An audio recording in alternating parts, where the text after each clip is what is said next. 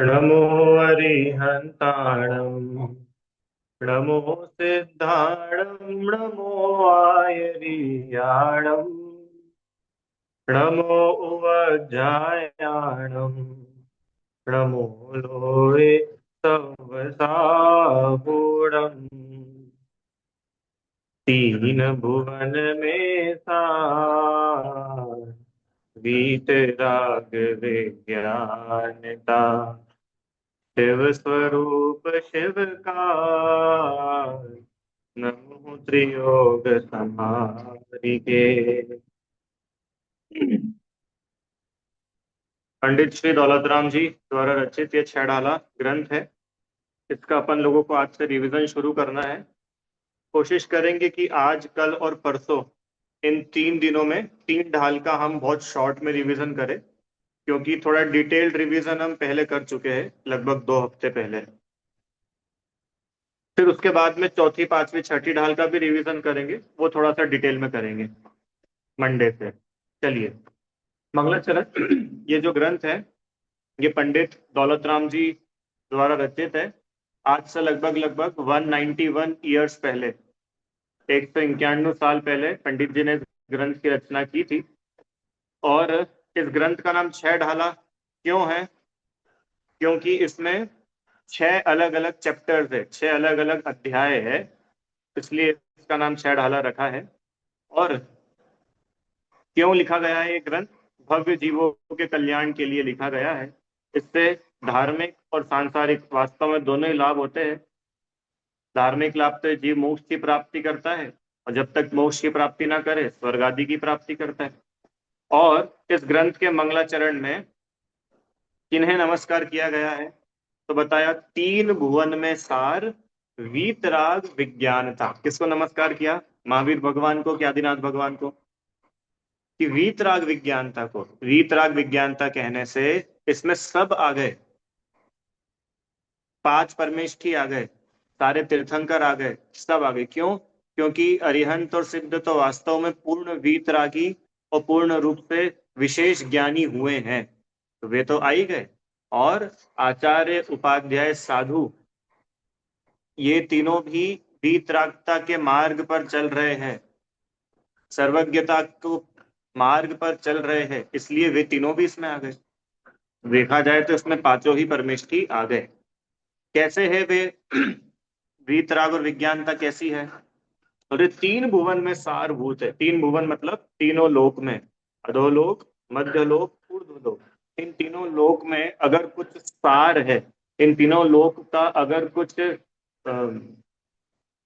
श्रेष्ठ इन तीनों लोकों में अगर कुछ है, तो वो मात्र मात्र वीतराग विज्ञानता ही हो। कैसी है वो वीतराग विज्ञानता? बोल रहे शिव स्वरूप। कैसी है वीतराग विज्ञानता? शिव स्वरूप। शिव स्वरूप, शिव मतलब होता है मोक्ष, माने वीतराग विज्ञानता स्वयं मोक्ष रूप है। और ये वीतराग विज्ञानता मोक्ष कराने वाले भी है।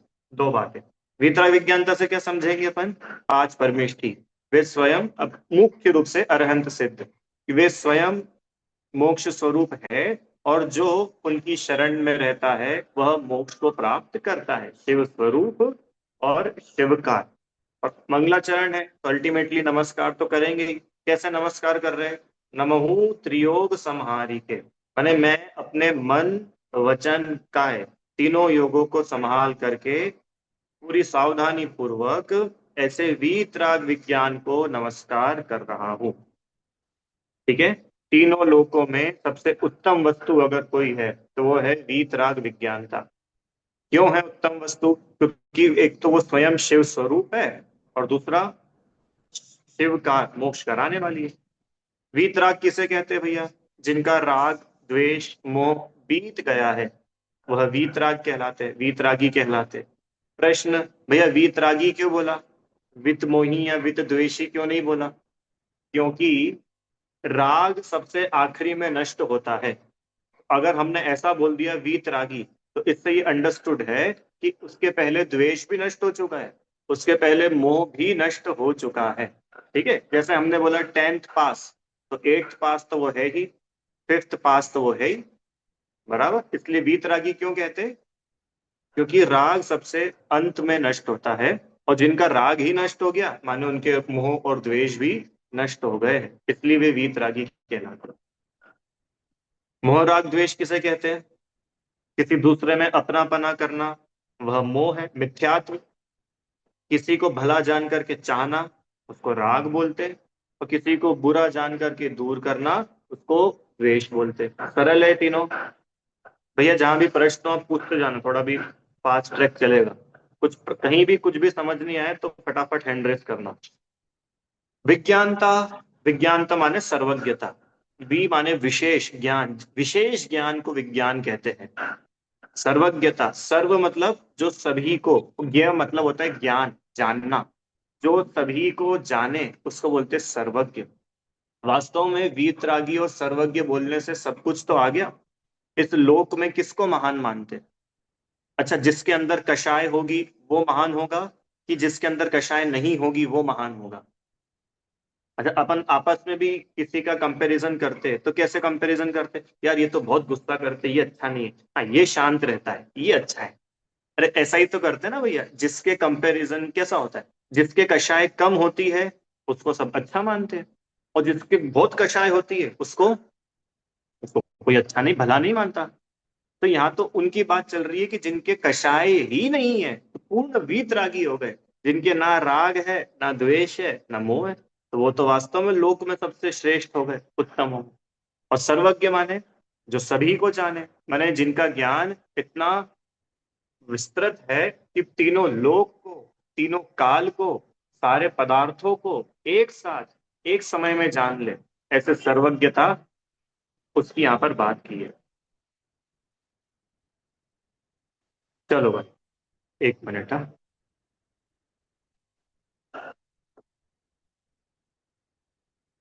आगे। पांचों परमेष्ठी वीतरागी और ज्ञानी है। अच्छा, अरहंत और सिद्ध पूर्ण वीतरागी ज्ञानी है। आचार्य उपाध्याय साधु एक देश वीतरागी ज्ञानी है, वीतरागता के मार्ग पर चलने वाले हैं। आगे चलो। शिव स्वरूप माने मोक्ष स्वरूप, कल्याण स्वरूप। वे स्वयं कल्याण स्वरूप है, माने उन्होंने खुद ने वो कल्याण रूप अवस्था है ना मोक्ष, उसको या तो प्राप्त कर लिया है या उसके मार्ग पर चल रहे हैं, इसलिए वे स्वयं मोक्ष स्वरूप है। और शिवकार क्यों है? क्योंकि भैया वो हमारा कल्याण करने भी वाले हैं। माने मुझे आपको अगर कल्याण करना है तो पंच परमेष्ठी के अलावा और कौन है जो हमको मोक्ष का मार्ग भी बतलाएगा? इसलिए वीर, वे स्वयं मोक्ष स्वरूप है और वे स्वयं ही मोक्ष शिवकार है।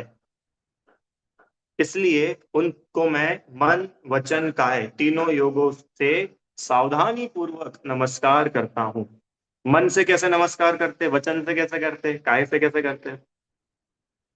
हम्म हृदय में, मन में उनके प्रति भक्ति होना, समर्पण होना, ये है मन से नमस्कार। हाँ, वचनों से जय हो ऐसे शब्द, ये वचनों से नमस्कार। और काया से हाथ जोड़ करके सिर झुका करके जो नमस्कार, ये काया से नमस्कार। ऐसे मन वचन काया से सावधानी पूर्वक नमस्कार किया। किसको नमस्कार किया भैया मंगलाचरण में? जल्दी से, किसको नमस्कार किया? जल्दी बोलो। वीतराग विज्ञानता को। चलो आगे। पहला छंद। जे त्रिभुवन में जीव अनंत, सुख चाहे दुखते भयवंत, ताते दुख हारी सुखकार, कहे सीख गुरु करुणा। कहाँ से शुरुआत की छह हालांकि वे कह रहे हैं कि भैया ये जो पूरा तीन लोक है ना, भुवन, तीन भुवन मतलब तीन भवन, अधोलोक, मध्यलोक, ऊर्ध्वलोक, तीनों लोक, इन तीनों लोक में अनंत अनंत जीव रहते हैं। और सभी के बीच में एक सिमिलैरिटी है। क्या सिमिलैरिटी है? कि हर कोई सुख चाहता है और दुखों से बचना चाहता है। आप कोई भी देख लो, तीन लोक का कोई सा भी जीव उठा के ले आओ। उठा के ले आओ मतलब उसके बारे में आप सोचो। चाहे चींटी हो, चाहे कॉकरोच हो, चाहे मगरमच्छ हो, चाहे गधा हो, चाहे देव हो, चाहे नारकी हो, कोई भी हो, हर एक जीव प्राणी सुखी होना चाहता है। ऐसा कोई नहीं मिलेगा आपको जो दुखी होना चाहता है। अच्छा, अपने आसपास ही ढूंढ के देखो, कोई मिल रहा है ऐसा जिसको दुखी होने का मन करता हो? यार बहुत टाइम हो गया सुखी होते होते, चलो एक काम करता हूँ, थोड़ा दुखी हो जाता हूँ। सुनो, पता है अगर कोई ऐसा मिल भी जाए ना, तो वो सुख से परेशान हुआ, सुख बहुत टाइम से सुखी होता होता परेशान हुआ, तो अब उसको वो सुख ही दुख लगने लग गया, इसलिए वो दुखी होने जा रहा है। मतलब आप समझ रहे हो, ये संसार में जीव कोई भी काम करे, अपन ने बहुत बार पहले भी पढ़ा कि कोई अगर सुसाइड भी कर रहा है, आत्महत्या भी कर रहा है, तो वो सुखी होने के लिए कर रहा है। क्यों? अरे बड़ा परेशान हो गया हूं, ऐसा लगता है कि जान दे दूंगा तो क्या होगा, सुखी हो जाऊंगा। तो व्यक्ति मर भी रहा है तो सुखी होने के लिए मर रहा है, जी रहा है तो सुखी होने के लिए जी रहा है, खा रहा है तो सुखी होने के लिए खा रहा है, सो रहा है तो सुखी होने के लिए सो रहा है। माने तीनों लोक में अनंत अनंत जीव मात्र मात्र सुखी होना चाहते हैं, दुखों से घबराते हैं। ये उन्होंने एकदम बिल्कुल शॉर्ट में पूरे तीन लोक के सब जीवों का गोल बता दिया कि हर कोई ये चाहता है। ताते दुख हारी सुख का, इसीलिए दुखों को हरने वाली और सुख को कराने वाली सीख हमारे गुरुओं ने हम पर करुणा करके कही है। सीख माने शिक्षा, हमारे गुरुओं ने हमें शिक्षा दी, वो बातें बताई जिससे हम एक्चुअल में दुखों से बच जाएंगे और सुखी हो जाएंगे। ठीक है, आगे चलो। ताही सुनो भवि मंथिर आन, जो चाहो अपनों को। ताही मतलब होता है इसीलिए, इसलिए हे भवि, भवि मतलब भव्य जीवो, सुनो मन थिर आन, इसलिए हे भव्य जीव अपने मन को स्थिर करके सुनो। जो चाहो अपनों कल्याण, यदि तुम अपने कल्याण को चाहते हो तो टर्म्स एंड कंडीशन अप्लाई। क्या टर्म्स एंड कंडीशन है आराध्य? कि अगर सुखी होना चाहते हो तो अब जो हम शिक्षा आगे बता रहे हैं, ताही ताही मतलब वो शिक्षा जो अभी गुरु जो बात करी थी ना, उसको सुनो अपने मन को स्थिर करके। आगे, मोह महामद पियो अनादि, भूल आपको भरमतवादी। अब तक उन्होंने शुरुआत कहां से करी कि भैया दुखी हो रहा है, दुखी हो क्यों रहा है? कि अनादिकाल से जीव शराब पी रहा है। एक ऐसी बात कर रहे हो भैया, हम तो जैन है, शराब पीना तो दूर, हमने तो छुई भी नहीं है। हम तो ऐसे लोगों के साथ भी नहीं रहते जिन्होंने कभी शराब पी हो, और आप बोल रहे हो कि जी अनादिकाल से शराब पी रहे हो। कि हाँ, ये वो वाली दूसरी वाली शराब है, ये दूसरी वाली शराब है जिसका नशा और खतरनाक है। देखो, यहाँ पे जो शराब मिलती है ना दुनिया में, उसका नशा तो थोड़े समय में उतर जाता है। उतर जाता है कि नहीं उतर जाता है? उतर जाता है पक्का। देखी तुमने कि ये भले ही देखी नहीं हो, सुना तो है। अरे उतर जाता है ना भाई, कोई व्यक्ति शराब पी लेगा, ज्यादा से ज्यादा क्या होगा, कुछ घंटे, पूरी रात, सुबह तक नॉर्मल हो जाता है। तो ये संसार में जो ये दुनिया में शराब मिलती है, ये तो फिर भी कम खतरनाक है। इससे बड़ी एक और शराब है, बड़ा नशा और है। कौन सा नशा? मोह रूपी मदिरा। कैसा है वो मोह का नशा? कि अनादि से चला आ रहा है, और इस मोह की वजह से जीव अपने आप को भूलता है, और भूलने की वजह से भ्रमतवादी, भ्रमतवादी माने भटकता रहता है, भ्रमण करता रहता है। उन्होंने बिल्कुल जड़ बता दिया, रूट कॉज। क्या है रूट कॉज? जीव मोह रूपी मदिरा को पी करके अपने आप को भूल कर भटकता रहता है। या एग्जाम्पल लिया, जैसे मान लो कोई व्यक्ति शराब पी ले, तो शराब पीता है तो नशा चढ़ जाता है ना, तो उसको नशे में कुछ समझ ही नहीं पड़ती है, क्या मेरा है क्या मेरा नहीं है। कहीं भी चला जाएगा, कैसे भी हरकतें करने लग जाता है, कैसे भी कपड़े पहनने लग जाएगा, किसी के भी घर में घुस जाएगा, सड़क पे कहीं भी लेट जाएगा। क्यों? क्या बोलते हैं भैया यार, इसको नशा चढ़ गया, इसको यही नहीं मालूम क्या सही है क्या गलत है, कुछ भी करता रहता है। ऐसे ही जिसको मोह का नशा चढ़ा है, वो अपने आप को भूल गया, यही नहीं मालूम कौन हूं और मैं कौन नहीं हूं। अब अपने को भूला तो उस पल में क्या हो रहा है आराध्य? चारों गतियों में भटकना चल रहा है। ठीक है, आगे। तास भ्रमण की है बहु कथा, पै कछु कहूं कहीं मुनि यथा, काल अनंत निगोद मझार, बीत्यो एक इंद्री तंता। अब देखो, अब यहां से स्टोरी शुरू हुई है। किसकी स्टोरी चलेगी यहाँ पर?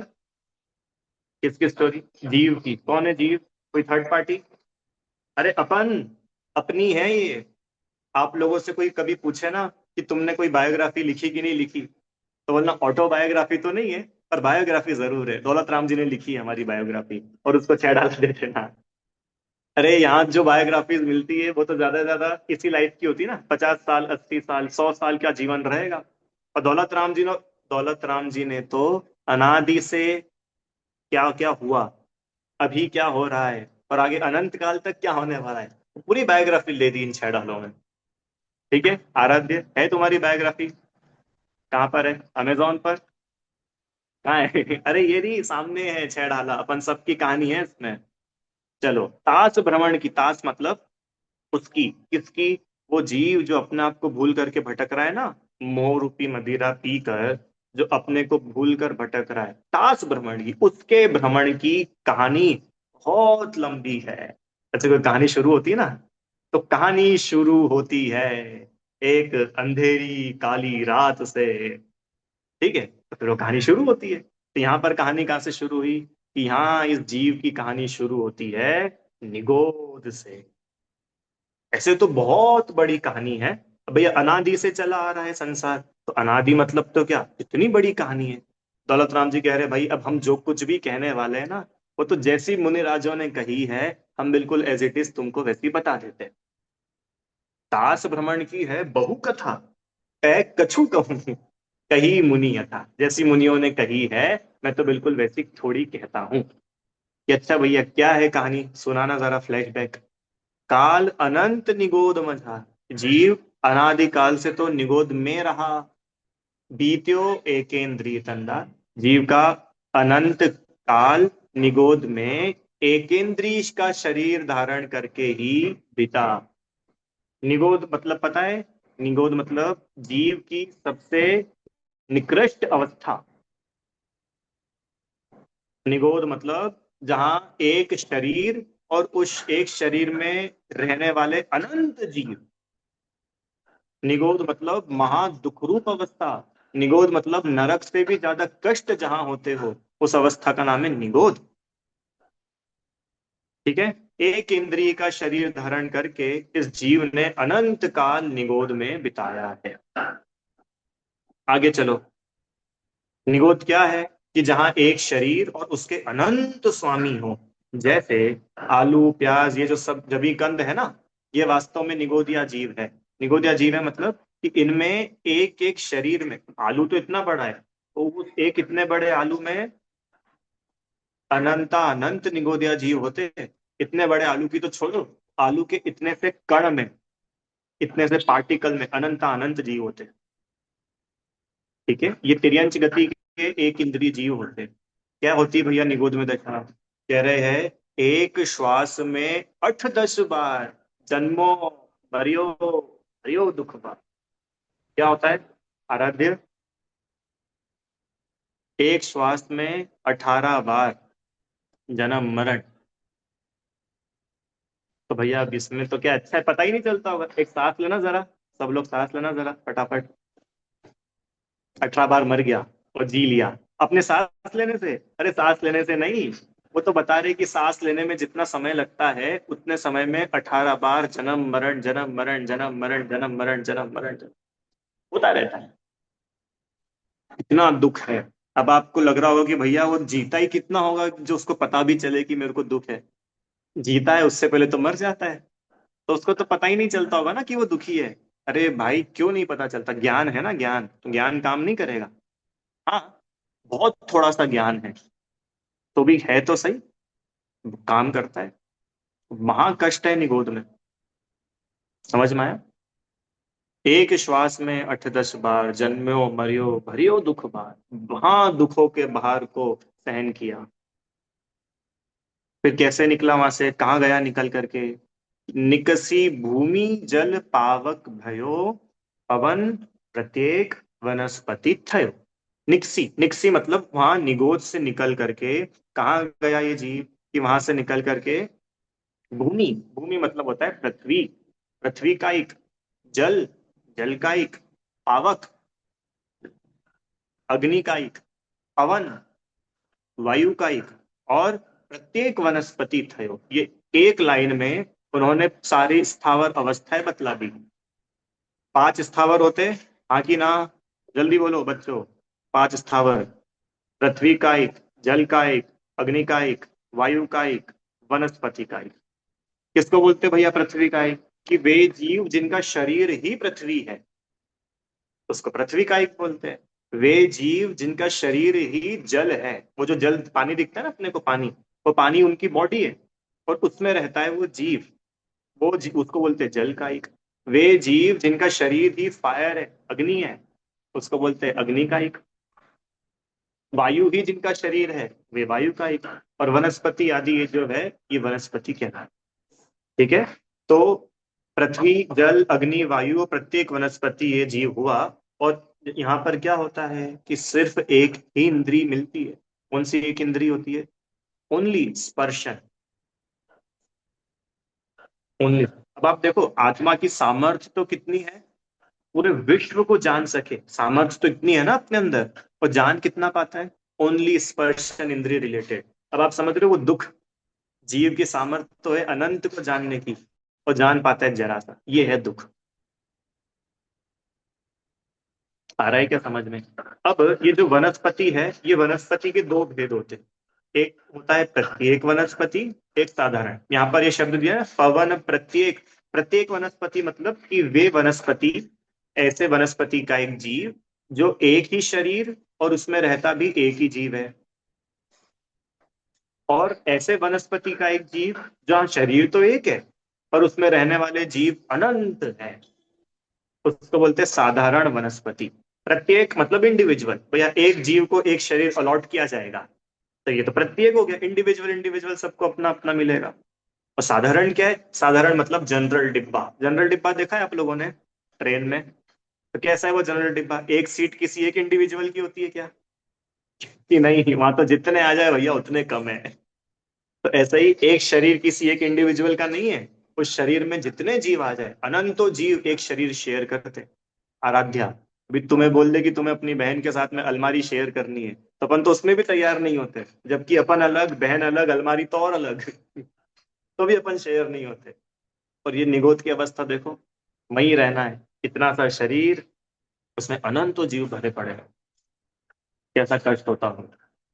ठीक है। तो ये लौकी आदि जितनी वनस्पतियां होती है ना, केला, लौकी, एप्पल, जो जो भी है, जिनको अपन भक्ष्य, जिनको अपन खाते हैं, ये सब कहलाती है साधारण वनस्पति, सॉरी प्रत्येक वनस्पति। और ये जो आलू आदि जो जमीकंद होते हैं, या फिर अ, चलो इतना ही समझो अभी, ये इनको कहते हैं साधारण वनस्पति। अब प्रश्न है कि भैया आलू भी वनस्पति है, लौकी भी वनस्पति है, मतलब दोनों में जीव है, तो फिर हम लौकी भी खाएंगे तो भी तो पाप लगेगा। तो हम एक काम करते हैं कि अब से हम लौकी वगैरह नहीं खाएंगे, अब से हम सिर्फ अनाज खाएंगे। अनाज में हरी नहीं ना, अनाज, अनाज हरी थोड़ी है, तो अनाज में पाप कम लगेगा। ठीक है, तुम उतना कर लो। पर पता है, आप पूरे जीवन भर लौकी खाओ, कि भैया हम तो एक ही दिन नहीं खा पाते, आप पूरे जीवन की बोल रहे हो। अरे लौकी, केला, टमाटर, गिलकी, जो तुम्हें खाना हो, पूरे जीवन, सुबह शाम, सुबह शाम, सुबह शाम, सुबह शाम, सुबह शाम, अपन सब मिलकर, और अपन सब तो छोड़ो, पूरे भारत के सारे लोग मिलकर भी खाए ना, और जितने जीवों की हिंसा ना हो, उतना सिर्फ आलू के एक कण में जीवों की हिंसा हो जाती है। क्योंकि यहाँ तो एक ही जीव है और वहां अनंत जीव है। आ रहा है आप लोग को डिफरेंस समझ में, साधारण और प्रत्येक वनस्पति? इसके लिए भैया ये साधारण वनस्पतियां तो बिल्कुल ही त्याग देने योग्य है, इसमें महाजीव हिंसा होती है। और फिर बाकी पर्व के दिनों में अथवा अष्टमी, चतुर्दशी, इन दिनों में अपन हरी सब्जियों का भी त्याग करते, पत्तियों का भी त्याग करते, क्यों? कि भैया कम से कम वो एक जीव की भी जो हिंसा हो रही है वो भी ना हो। ठीक है। चलो आगे, 6 नंबर। अब अभी अभी तक कहाँ तक की अवस्था हो गई? निगोद और बाकी के स्थावर पर्याय, पृथ्वी, जल, अग्नि, वायु, वनस्पति। अब दुर्लभ लही ज्यों चिंतामणि, त्यों पर्याय लही त्रस्तणी। लट पिपील अली आदि शरीर, धर धर मरियो सही बहुपीर। क्या कह रहे हैं? जैसे चिंतामणि रत्न का मिल जाना दुर्लभ है, उसी प्रकार त्रस पर्याय मिल जाना दुर्लभ है। अभी दो शब्द आ गए, त्रस और स्थावर। स्थावर किसको बोलते हैं?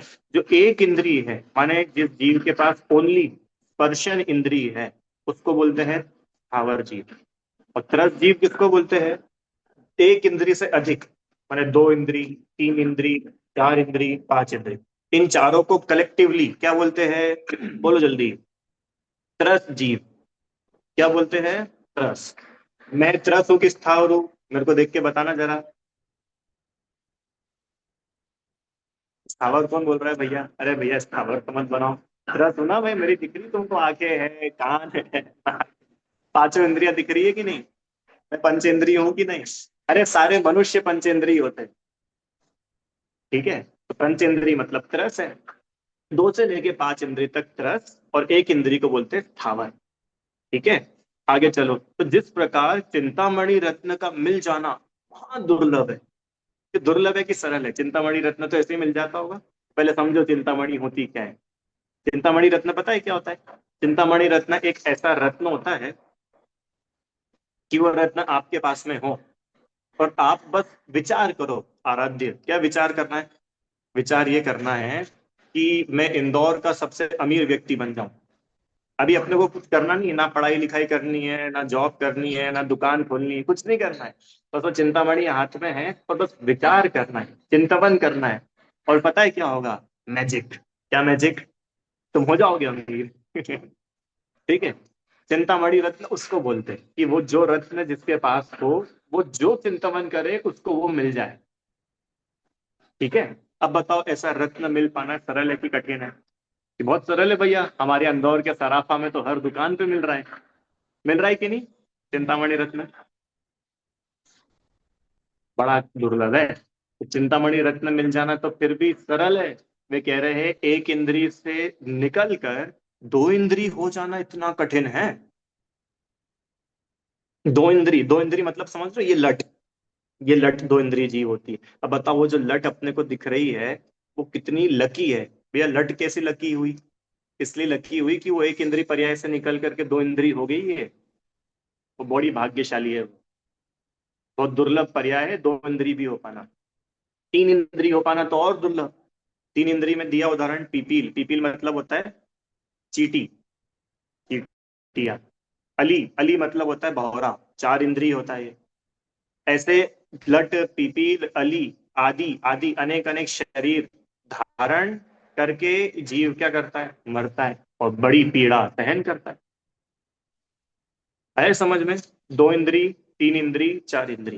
कैसे पहचानेंगे दो तीन चार इंद्री जीवों को? बताओ जल्दी। छोटे छोटे जीव जो रेंग करके चलते हैं, वो दो इंद्री जीव है।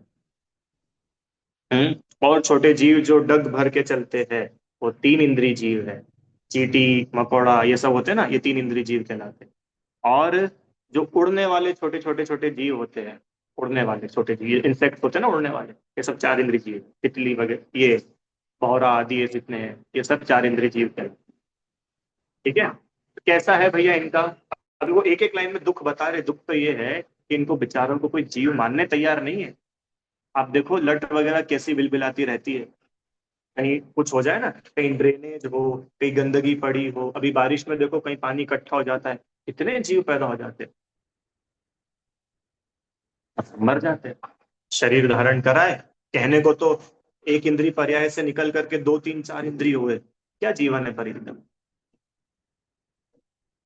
मर जाते हैं। जब ये भौरा वगैरह होते हैं, पतंगा वगैरह होते हैं, जरा सी लाइट दिखती है, लाइट होती, कुछ चमकता हुआ दिखता है, आग दिखती है, वहां चले जाते, और ऐसा चेटता है, बिल्कुल टिकाते, मर जाते। बताओ होती कि नहीं ऐसे? तो अपन लोगों ने देखा, ये मच्छर, मच्छर है चार इंद्रिय जीव। क्या क्या जीवन है मच्छर का? हम्म? कहीं बैठा, मतलब आप इमेजिन करो आराध्य, आप भोजन करने के लिए बैठो और आपको मार डाले कोई, कैसा लगेगा? ऐसे वो मच्छर आया था ना यहाँ पे भोजन करने के लिए, उसका भोजन ही तो है वो बेचारे का खून। वो आया था भोजन करने के लिए, और क्या कर दिया? खत्म। तो क्या जीवन है? पूरा जीवन इनका सिर्फ भय में निकलता है, भय में, तिरंचों का। कब कौन आकर के मार डालेगा, कोई पता नहीं। अब आप सोचो, ये तो दो तीन चार इंद्रिय के सिर्फ उन्होंने बताया। धर धर मरियो सही बहुपीर, पुनः पुनः शरीर धारण करता है, और बड़ी पीड़ा, बहु मतलब बहुत, पीर माने पीड़ा, बहुत पीड़ा सहन करके मर जाता है, मरता है। ठीक है। मच्छर, भौरा, मक्खी, ये सब क्या कहलाते हैं? चार इंद्री, नास, पतंगा, ये सब चार इंद्री। चींटी, जू, लीक, खटमल, बिच्छू, तीन इंद्री जीव। लट, शंख, सीप, केचुआ, ये सब दो इंद्री जीव है। चलो आगे चलते, 7 नंबर। अब और थोड़ा सा प्रमोशन हुआ। क्या प्रमोशन हुआ? कि भाई दो तीन चार इंद्री से भी आगे बढ़ करके अब पंचेंद्री पर्याय मिली। कैसा हुआ पंचेंद्री? तो देखो, कबहू पंचेंद्रिय पशु भयो। कबहू मतलब कभी ये जीव पंचेंद्रिय पशु भी बना। अभी तो तिर्यंच गति की बात चल रही है ना, तो वो इसलिए पशु, क्योंकि एक से लेके असंख्य पंचेंद्रिय तक तो सब तिर्यंच ही होते हैं। मन बिन निपट अज्ञानी थयो। मन बिन मतलब मन नहीं मिला। पांचों इंद्रिया तो मिली, स्पर्शन भी मिली, रसना भी, घ्राण भी, चक्षु भी, कर्ण भी, पर मन नहीं मिला। तो भैया मन नहीं मिला तो क्या दिक्कत आ गई? कि भैया मन ही नहीं है, सही गलत का निर्णय ही नहीं है। अरे भाई मन नहीं है तो वो जीव, पता है, ये समझ ही नहीं सकता कि वास्तव में मैं जीव हूं। ये कितना बड़ा दुख है। अपने को पता है, अभी भी ऐसा लगता है कि शरीर के दुख तो दुख है, और मैं अपने आप को नहीं पहचान पा रहा हूँ, ये तो कोई दुख ही नहीं लगता। आराध्य, सबसे बड़ा दुख क्या है? कि हम अपने आप को भूले बैठे हैं ना, ये है सबसे बड़ा दुख। क्योंकि उस वजह से ये सारी सारी चीजें होती है। बोला तो मोह महामत पियो अनादि मूल आपको वर मत हो। तो असंगी अवस्था तक तो जीव कुछ पहचान ही नहीं कर पाता, मैं कौन हूँ, ये क्या है, ये सब क्यों हो रहा है, नथिंग। मन ही नहीं है, क्या विचार करेगा, क्या पहचान कर पाएगा? तो कभी पंचेंद्री भी बना, पर मन बिन निपट। निपट मतलब अत्यंत अज्ञानी हुआ, मूर्ख हुआ, मन ही नहीं है बेचारे के, क्या करेगा? बताओ, उसमें इतनी अकल नहीं होती है। उसको पता है कि वहां जाके मर जाऊंगा, फिर भी वहां जाता है, मर जाता है। और सिंहादिक सैनी भय क्रूर। अब नेक्स्ट लाइन में बताया कि अगर सैनी भी हुआ, देखो दो शब्द आते हैं, एक संघी भी आता है और एक सैनी भी आता है। दोनों के मीनिंग एक ही है, मन सहित। ठीक है, तो अगर मन सहित भी हुआ, मानो संघी पंचेंद्री भी हुआ, तो क्या हुआ? सिंह आदि ऐसी क्रूर पर्यायों में जन्म लेना पड़ता है। तो कैसी है वो सिंह आदि क्रूर पर्याय? कि बेचारे जो निबल पशु है, जिनमें कोई बल नहीं है, कोई ताकत नहीं है, अपने से कमजोर है, उनको मारा। हति, मानो उनकी हत्या करी, उनको मारा, उनको खाया, ऐसा ही चलता रहा। निबल पशु अति खाए हो, निबल पशुओं को मार मार करके खाया, और इसी में अपना जीवन क्या करा? पूरा करा। समझ में आया? भूर मतलब बहुत, अनेक, अनेक निबल पशुओं को मार मार करके खाया। अब पता है, अपने को कई बार ऐसा लगता है कि भैया चलो ये कमजोर तिरियन से इनका तो जीवन अच्छा नहीं है, पर शेर जैसा ताकतवर जीवन जानवर हो जाए तो उसका तो अच्छा है ना जीवन। वो तो राजा है जंगल का, इकाई का राजा है, पूरा जीवन उसका पाप में निकल जाता है। इस कितने क्रूर परिणाम होते हैं उस शेर के, देखो आप। कितनी तीव्र कषाय होती है, तो कैसे सुखी हो सकता है? क्यों? कषाय करने वाला सुखी होगा कि कषाय जिसके नहीं है वो सुखी होगा? कितनी तीव्र कषाय उस शेर को, कितनी हिंसा के भाव परिणाम चलते हैं, कितने क्रूर परिणाम होते हैं। चलो, 7 हो गए, आगे चलो। कबहू आप भयो बलहीन, सबलनी करी खायो अति दीन। छेदन, भेदन, भूख प्यास, भार वहन हिम आतप्त। अभी इन दो लाइन में कलेक्टिवली तिर्यंत गति के और भी ढेर सारे दुख बता दिए। अब ये जो बड़े बड़े तिर्यंत जो अपने को यहाँ दिखते, कुत्ता, बिल्ली, गाय, ये दिखते ना सारे, बकरी, और क्या है, गधा, घोड़ा, ऊंट, क्या है इन लोगों का जीवन? देखो, कबहू आप भयो बलहीन। कभी तो ऐसा होता है कि खुद ताकतवर हो जाता है तो कमजोरों को मार मार के खा के जीवन पूरा कर देता है। और कभी अगर खुद कमजोर बन गया तो क्या होगा? कि जो बलवान है वो इसको मार मार के खा जाते हैं। दोनों ही जगह तो दुख है। एक जगह कषाय का दुख, क्रोध, और दूसरी जगह भय, कोई मार ना दे, कोई मार ना, बलवान लोग मार के खा जाते हैं। छेदन, भेदन, भूख प्यास। छेदन मतलब छेद दिया जाता है, शरीर में अलग अलग जगह छेद दिया जाता है। अभी देखो, ये घोड़े वगैरह होते हैं, गाय होती है, हाँ, इनकी शरीर में छेद देते ना, गले में से निकाल देंगे, कान में से निकाल देते हैं, नाक में से निकाल देते हैं, पैरों में से निकाल देते हैं। भेदन, भेदन मतलब भेद देते, शरीर को ही काट देते, अलग अलग कर देते। बताओ, बलिया ही चढ़ा देते, जानवरों की बलि चढ़ जाती है। कितने ही जानवरों को पकड़ करके मार डाला जाता है, क्यों? कि उनकी चमड़ी काम आती है, लेदर काम आता है। उनके नाखून बेच देते हैं, किन्हीं के बाल पकड़ के खींच करके बेच देते हैं। मैं सोचा अब तेरी अंशों की क्या दशा है, और किसको बोले बेचारा कहाँ जाए।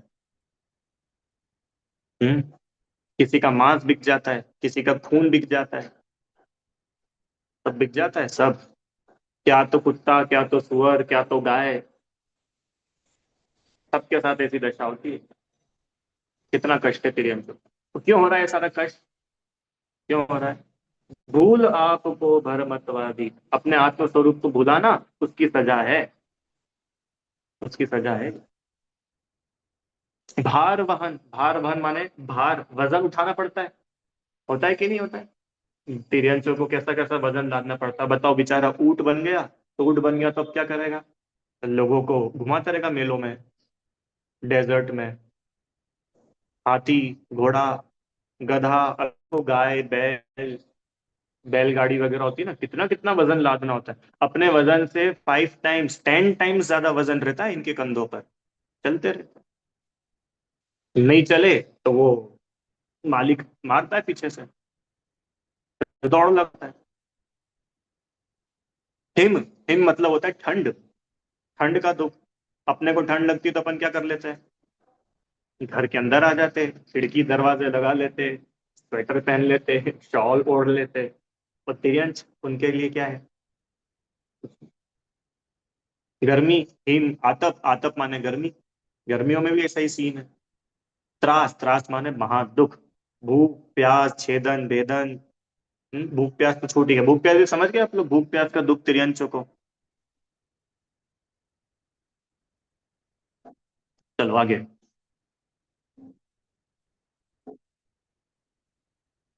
वध बंधन आदिक दुख घने, और भी बता रहे, वध बंधन, वध बंधन मतलब मार डालते हैं अथवा बांध देते हैं। ऐसे अनेक अनेक दुख, घने दुख तेरे अंशों को है। जो कोटि जीव ते जात न बने, ये एक जिह्वा तो छोड़ो, करोड़ों भी हो ना ऐसी, तो हम उन तिर्यंशों के दुख नहीं गिना सकते। बोलो, गिना सकते हैं अपन? और ये तो उन तिर्यंशों की बात कर रहे हैं जो जो अपने को दिख जाते हैं अपनी आंखों से।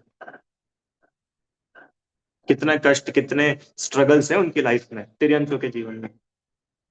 करोड़ों जीवा भी हो तो उनके दुखों को कह नहीं सके अपन। अब क्या अंत में होता क्या है इनके साथ? अति संक्लेश भाव ते मर्यो, ओहो। तीव्र संक्लेश, तीव्र खोटे परिणामों के साथ में मरण करते, क्यों? क्योंकि पूरा जीवन ही ऐसा, पूरा जीवन कष्टमय होता है और मरण भी कष्टमय होता है। कितने सारे तिर्यंस होते हैं बेचारे जो मार डाले जाते हैं। मतलब आप यूं भी एक नॉर्मल थोड़ा सा एनालिसिस करेंगे ना, तो पता चलेगा मेजोरिटी तिरियंस, सुन रहे सब लोग, मेजोरिटी तिरियंस तो नेचुरल डेथ नहीं होती उनकी। अब थोड़ा बहुत एनालिसिस करके देखना, मोटा मोटा बता रहा हूं मैं।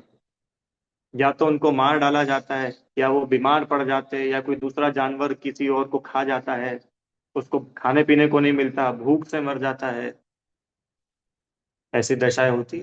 तो अब ऐसी दशा में मरण होता है, तीव्र खोटे परिणामों से महादुखी हो करके मरता है। संक्लेश मतलब दुखी होना। ऐसे संक्लेश भाव, दुखी होकर के मरता है।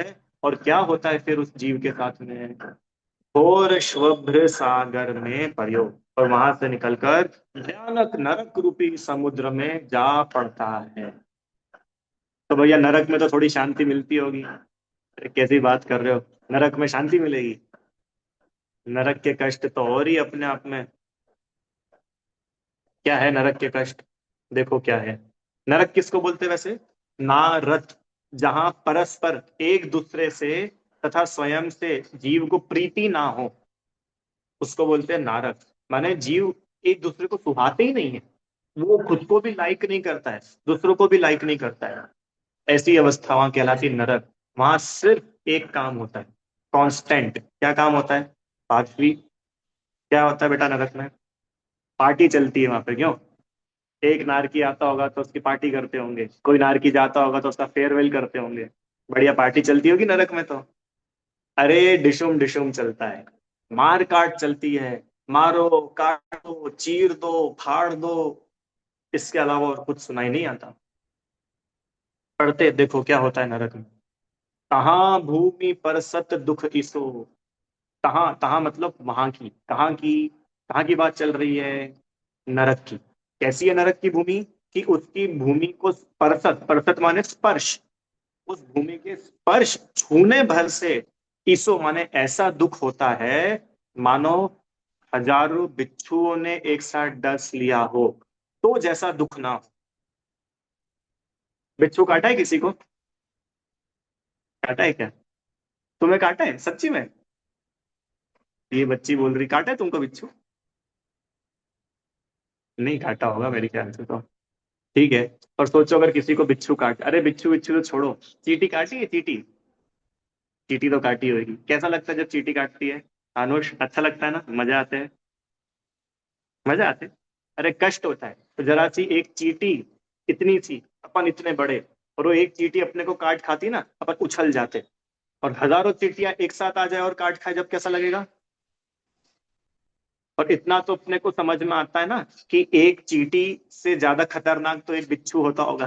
क्यों, एक चींटी से ज्यादा खतरनाक एक मधुमक्खी होती है, और एक मधुमक्खी से ज्यादा खतरनाक एक बिच्छू होता है। और ऐसा एक नहीं, हजारों बिच्छू एक साथ आकर के डस ले, क्या पीड़ा होगी। बोल रहे उससे भी अधिक पीड़ा वो नरक की भूमि को मात्र छूने भर से होती है। वहां की भूमि ऐसी है कि आप उसको स्पर्श करो तो पूरे शरीर में आग लगती है, जलता है पूरा शरीर, पीड़ा होती है। और ऐसी भूमि में उसको रहना है, वहां पे कुछ ऑप्शन नहीं है कि मैं जूते पहन लूंगा, मैं कपड़े पहन लूंगा। हाँ, ऐसे ही रहना है, कुछ नहीं, जैसे है वैसे रहना है। नारकी लोग कपड़े नहीं पहनते, पता है ना, नरक में नो कपड़े, नरक में सब नग्न रहते हैं।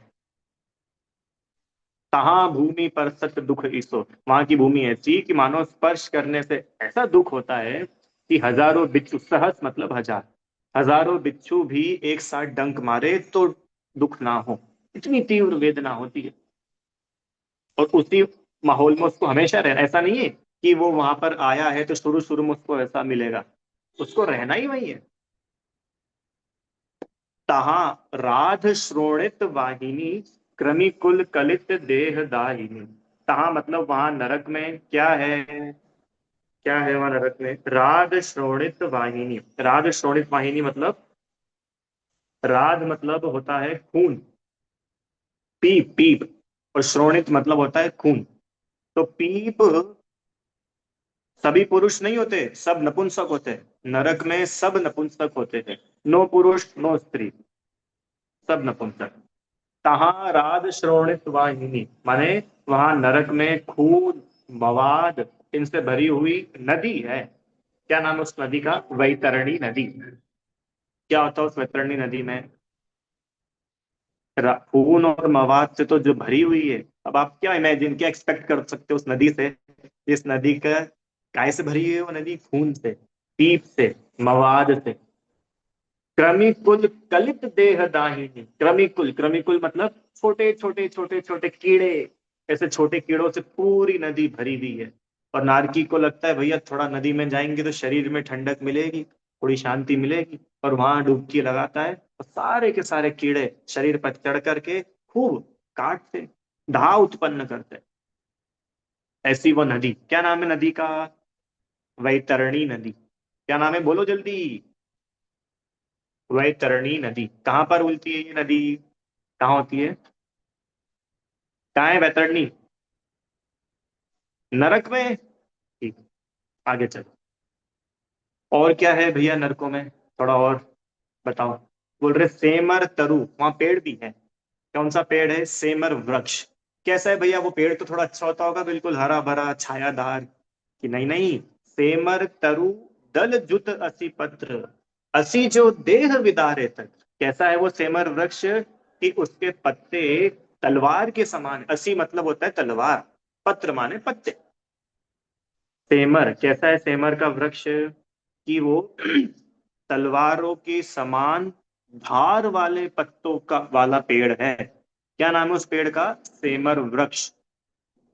क्या होता है कि जब कोई नारकी थोड़ा सा रिलैक्स, शांति के लिए उस पेड़ के नीचे जाकर के बैठता है, और वो पत्तों की बरसात होती है। कौन से पत्तों की बरसात? ये सेमर वृक्ष के जो पत्ते हैं ना। और क्या होता है फिर? कि क्या होता है, पूरा शरीर टुकड़े टुकड़े टुकड़े टुकड़े हो जाता है। इतने नुकीले धार वाले पत्ते होते हैं उसके, इतने नुकीले धार वाले कि वो बस वो पत्ता गिरा और शरीर के टुकड़े। तो भैया ये तो अच्छा है, अब वो शरीर टुकड़े हो गया, अब तो मर जाता होगा वो। क्यों ऋषित? नारकी के शरीर के टुकड़े टुकड़े हो गए, तब तो वो मर गया ना, उसका खेल खत्म। कि नहीं, यही तो कमाल है। शरीर के टुकड़े हो जाते हैं, शरीर फिर से जुड़ जाता है। आपको पता है नरक में सुसाइड नहीं कर सकते। सुसाइड करके तो कोई नरक में जा सकता है, पर नरक में सुसाइड नहीं कर सकता। और ये बात तो पक्की है कि इन जिन दुखों से घबरा करके तुम आत्महत्या कर रहे हो ना, वहां से तो भयंकर ज्यादा दुख नरक में है। तो जिन दुखों से बचने के लिए तुमने आत्महत्या की, उससे भी भयानक दुखों में जाके गिर पड़े, और वहां तो आत्महत्या का कोई ऑप्शन भी नहीं है। अब कहाँ जाओगे भाग करके? सुनो, समस्याओं से भागना ये कोई उपाय ही नहीं। कभी भी लाइफ में कोई प्रॉब्लम्स हो, कोई सर्कमस्टेंसेस हो, भागना कोई उपाय थोड़ी है। अब कहाँ तक भागोगे? कोई उपाय नहीं। फेस करना आना चाहिए। और भैया और क्या होता है वहां पे? और बताओ थोड़ा नरक के बारे में। कि ठंड गर्मी होती है। कैसी ठंड गर्मी होती है? कि सुमेरु पर्वत के समान बड़ा लोहे का गोला वो क्षण भर में गल जाए, ऐसी ठंड और ऐसी गर्मी होती है। अभी प्रश्न आया था पिछली क्विज में, बोलो जल्दी, किसी को पता हो उत्तर तो। कितने नरक में ठंड है, कितने नरक में गर्मी है? पता है किसी को? नहीं पता? दो लोगों को पता है, बाकी को नहीं पता। सुन लो भैया आप ध्यान से, तीन लोगों को पता है। ठीक है, बढ़िया, सुन लो ध्यान से, चाहो तो लिख लेना।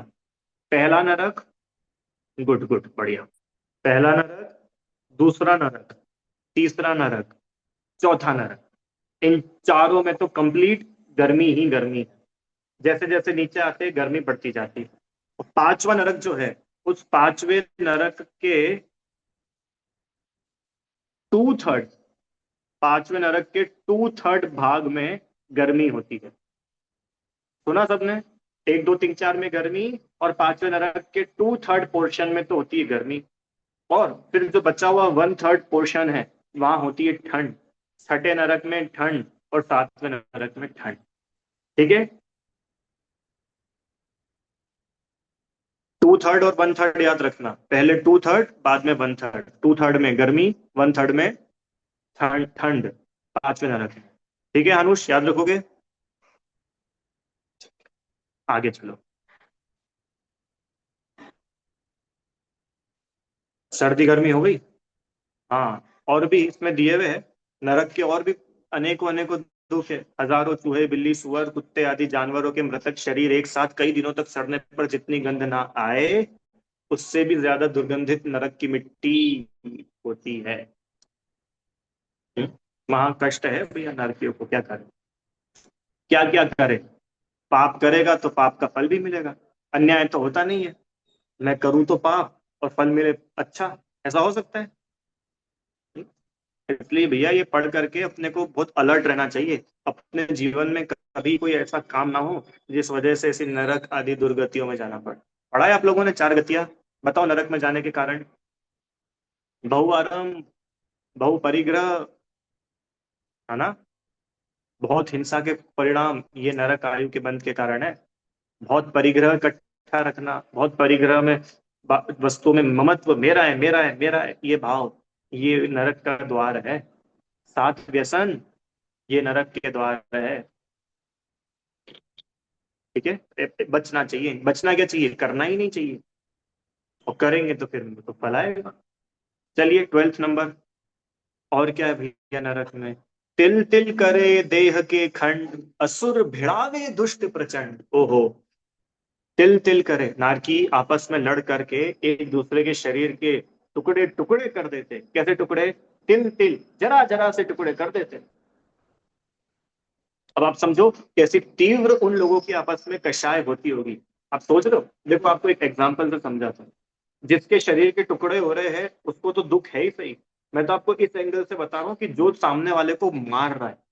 देखो आपको एक उदाहरण देता हूँ। अभी रिसेंट में कुछ केसेस पढ़ने में आए कि किसी लड़की ने उसकी पति की हत्या कर दी। तो एक हत्या तो वो होती है कि भैया उसने उसको मार डाला, कोई पॉइजन दे दिया, कोई जहर दे दिया और वो मर गया।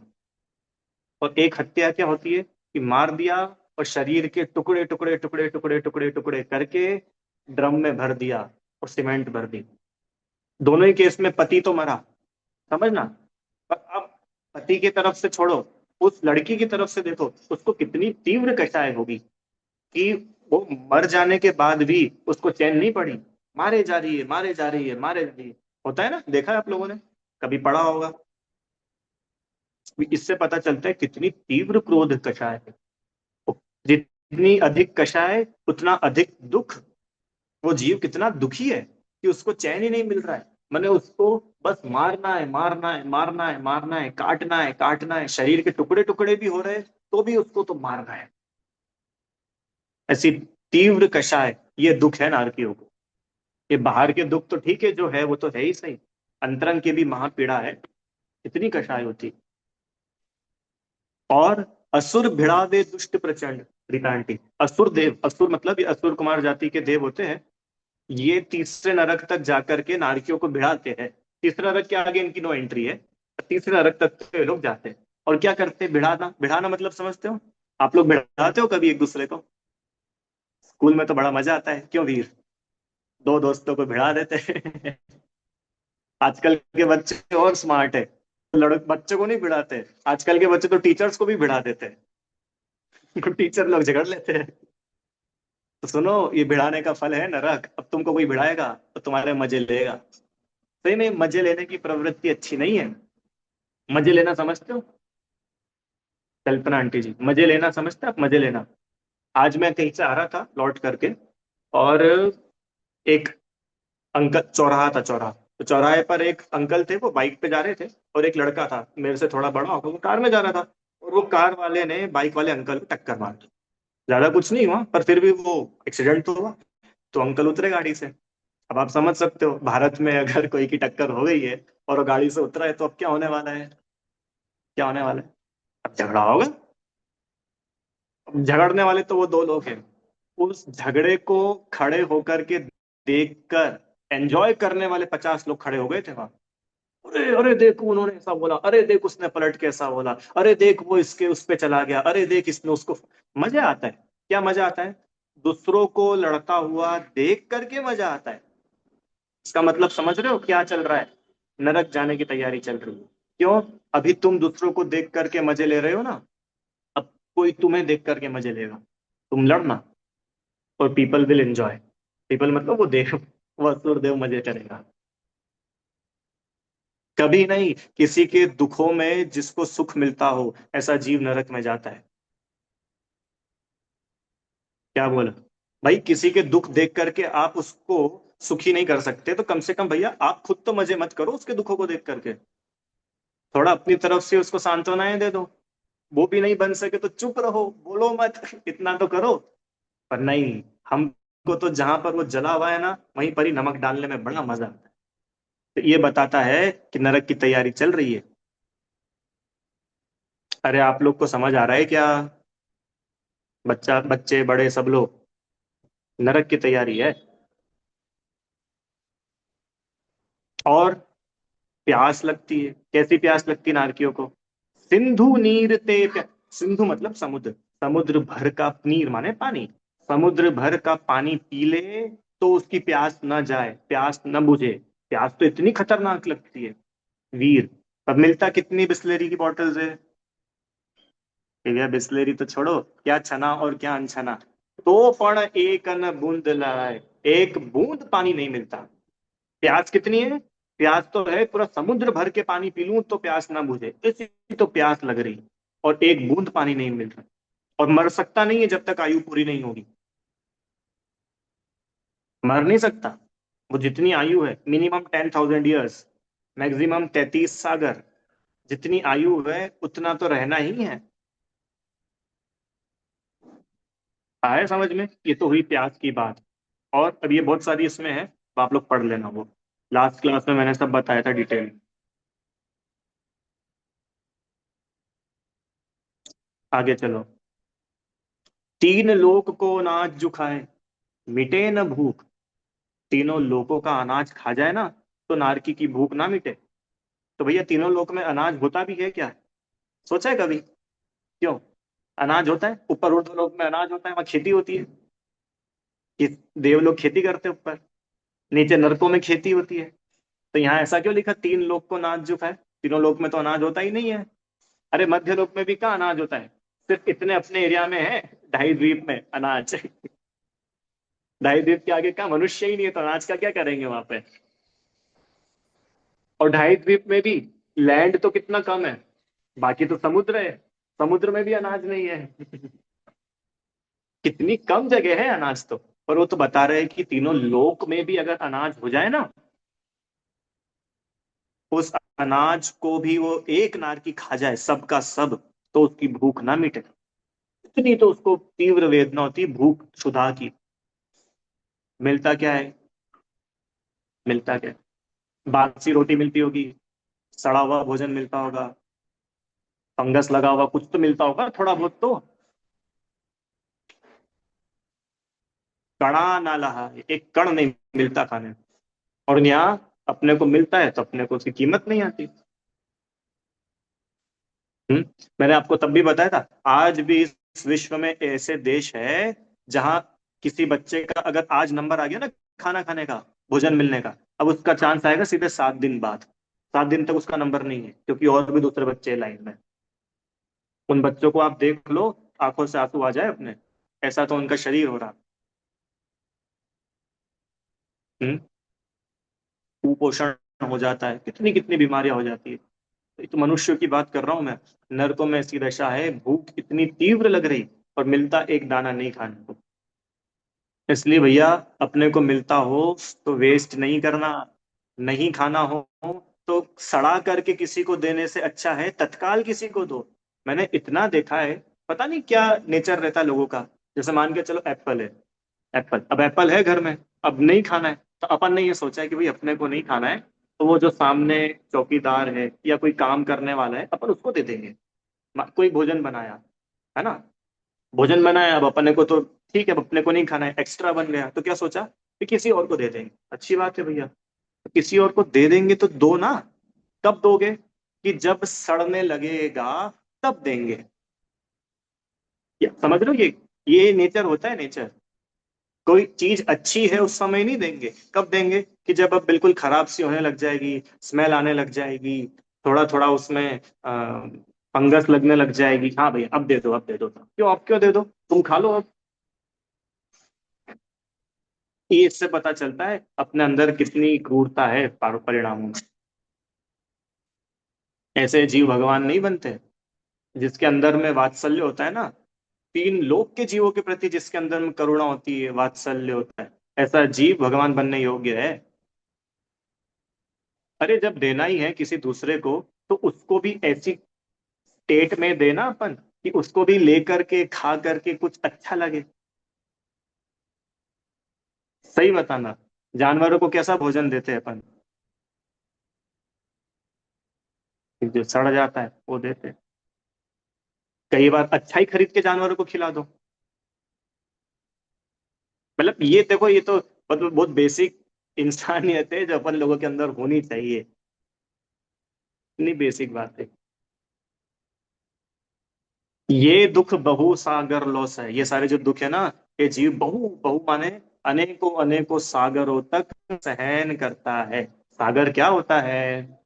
सागर एक यूनिट है, टाइम को मेजर करने की यूनिट। सागर कैसे समझे? ऐसा समझो, असंख्यातो असंख्यातो असंख्यातो असंख्यातो वर्ष जिसमें निकल जाए, वो होता है एक सागर। ठीक है। हम इतना समझ ना, असंख्या तो वर्ष का सागर। और भैया आगे क्या, कर्म जोग तय नर गति लय, ऐसे ही किसी कर्म के योग से वही जीव नरक की घोर पीड़ाओं को भोग कर नर गति माने मनुष्य गति को प्राप्त करता है। ठीक है। नरक की आयु बताई दी थी आपको, जघन्य मतलब मिनिमम 10,000 ईयर्स, मैक्सिमम 33 सागर। आगे चलो, मनुष्य गति। अब तो अपनी बात आ रही है। अपन लोगों को तो कहाँ है दुख, क्यों? तिर्यंच और नारकियों को तो दुख है, मनुष्य को थोड़ी कोई दुख है कि नहीं? नहीं है ना दुख अपन लोगों को, कि भैया क्या बताएं अब आपको, क्या क्या दुख है। देखो क्या क्या दुख है, गर्भ के दुख, जन्म के दुख, फिर बालपना मतलब बच्चे रहते तब दुख, युवावस्था है तब के दुख, बुढ़ापा है तब के दुख, दुख ही दुख तो है। हम्म। देखो क्या बता रहे पढ़ते पर, जननी उदर वस्यो नवमास, अंग सकुच ते पायो त्रास, निकसत जे दुख पाए घोर, तिनको कहत ना। जननी, जननी मतलब जन्म देने वाली। कौन होती है जन्म देने वाली? मम्मी, माँ। तो क्या है, मनुष्य का जन्म ही ऐसा होता है ना कि माँ के उदर में, माँ के गर्भ में 9 महीने तक रहता है। सभी मनुष्यों का ऐसे ही जन्म होता है, गर्भ, गर्भज होते हैं ना, गर्भ से जन्म लेते हैं। तो माँ के पेट में 9 महीने तक रहता है, और फिर 9 महीने के बाद में वो बाहर आता है। तो बहुत इजी गोइंग प्रोसेस होती होगी, एकदम स्मूथ। कैसी प्रोसेस होती है कि महा कष्ट है, गर्भ के तो ऐसे कष्ट है कि बहुत अच्छी बात है कि आपको और अपने को याद भी नहीं आते। याद आ जाए ना तो अपन कांप जाए। सही, किस किसको गर्भ की बातें याद है? किसी को नहीं रहती गर्भ की बातें याद। बचपने की तो फिर भी रहती है, 2 साल की, 1.5 साल की, 1 साल की, 3 साल की। गर्भ की बातें याद नहीं होती उनको। गर्भ में इतना कष्ट होता है। अब आप सोचो, वो इतना सा गर्भ होता है, इतना सा, देखो चित्र में दिया है ना, उस गर्भ में उसको रहना है बालक को। वो गर्भ में आया, पहले शरीर इतना छोटा सा होता है, फिर डेवलपमेंट होता होता होता होता होता होता इतना बड़ा हो जाता है, इतना भी हो जाता है। अब वो सोचो, जगह तो इतनी है और इतने बड़े शरीर को उसमें रहना है, कैसे अपने अंगों को सपूच करके रहता है। आप लोगों ने देखा है कि नहीं देखा, कोई बच्चा भी पैदा होता है, बिल्कुल अभी अभी का पैदा हुआ हो, 1 दिन 2 दिन 3 दिन, वो बच्चा ऐसा ही रहता है। क्यों रहता है वो ऐसा? क्योंकि वो ऐसा ही तो था पिछले कई महीनों से, ऐसा ही था। पैर ऊंचे करके, हाथ ऐसे करके, ऐसे ही रहते हैं बच्चे, क्योंकि वहां की आदत रहती है ना उसको, अंदर की, गर्भ की। सोचो ऐसे रहना पड़ता है सारा दिन। करवट, क्या करवट लेगा बेचारा, थोड़ा बहुत हिल डुल लिया तो उतना ही बहुत है। और फिर वहां गर्भ में क्या रहता है? मल मूत्र भरा होता है, और क्या होता है वहां अंदर, क्या होगा? अरे पेट में अंदर जहाँ गर्भ है, वहां क्या होगा अंदर? मल मूत्र होता है। माँ जो खाती है, वो लार, वो थूक, वो सारी चीजें, वो झूठा खाना, वही अंदर जाता है। और इतनी सॉफ्ट स्किन होती है कि वो, अगर माँ कोई तीखा खाए ना, तीखा भोजन, और वो उस बच्चे की बॉडी पर लगे, जलन होती है। इतनी सॉफ्ट स्किन होती है कि माँ चरपरा खाए तो अंदर बच्चे को कष्ट होता है। ऐसी दशा होती है गर्भ में। अंग सकुचते पायो त्रास, और निकसत जे दुख पाए घोर। निकसत मतलब वहां से निकलते समय, वहां से निकलने में कैसे दुख पाता है? घोर दुख पाता है। क्यों भैया, क्यों घोर दुख पाता है? गर्भ से निकलना तो बड़ा इजी है। अरे कोई इजी नहीं है। शरीर है इतना बड़ा, और जहां से बाहर निकलना है ना, वो जगह है इतनी सी। अब आप सोचो, जगह तो है छोटी, और उसमें से शरीर है अपना बड़ा, कैसे बाहर निकले? कितनी बार तो बच्चे को जन्म देते समय बच्चे की मृत्यु हो जाती है, माँ की मृत्यु हो जाती है। होता है ना कई बार। अब वो बाहर निकल रहा है गर्भ में से, डॉक्टर्स भी निकाल रहे हैं, पर उसका कोई बच्चे का बॉडी इतनी सॉफ्ट, बॉडी, हड्डियां वगैरह इतनी उसकी होती है कि हड्डियां तड़क जाती है, फ्रैक्चर हो जाते हैं बच्चों को गर्भ से बाहर निकलने में। इतने कष्ट है। तिनको कहत न आवे और मतलब होता है अंत। ऐसे दुख है कि क्या उन दुखों को कहे, कोई अंत नहीं है। आगे, बाल पने में ज्ञान न लयो, तरुण समय तरुणी रत रहो। अर्ध मृतक सम बूढ़ापन। तीनों बात बता दी उन्होंने। बालपने में माने जब छोटा होता है तो कोई ज्ञान ही नहीं है, अज्ञानी जैसा रहता है। बच्चे होते हैं ना, बच्चे, उनमें क्या अकल रहती है? कुछ भी चले जाते, कुछ भी खा लेते हैं, किसी भी चीज से खेलने लग जाते हैं, बिजली के सॉकेट में ही हाथ डाल देंगे। बच्चों को क्या अक्ल है? अज्ञानी रहते हैं, तो ज्ञान ही नहीं। तरुण समय तरुणी रत रहे हो, और युवावस्था में युवती में रत रहता है, पांच इंद्री के विषय भोगों में ही लगा रहता है। अच्छा खाऊं, अच्छा पहनूं, अच्छा घूमूं, अच्छा देखूं, इसी में पूरी की पूरी जवानी खत्म हो जाती है। खूब कमाऊं, फिर खूब कमा के खूब खर्चा करूं, फिर खूब कमाऊं, फिर खूब खर्चा करूं, फिर अच्छा घर ले लूं, फिर सबको बुला के दिखाऊं, फिर सब तारीफ करेंगे, फिर अच्छी लड़की से शादी करूंगा, फिर सब तारीफ करेंगे। फिर ऐसे करते करते करते पूरी जवानी, पूरी युवावस्था तो जीव की खत्म हो जाती। पांच इंद्री के विषय भोगों में ऐसा समझता है धर्म तो बुढ़ापे की चीज है। क्यों? धर्म बचपन में नहीं तो 55 में होता है। ठीक है भैया, बुढ़ापे में करके देखना तो। और पूरे जीवन भर तुमने नहीं किया तो तुम्हें पता नहीं ऐसा क्यों लगता है कि बुढ़ापे में तो कर लूंगा। सुनो, बुढ़ापा कैसा है? अर्ध मृतक सम बूढ़ापन, अधमरे के समान है बुढ़ापा तो।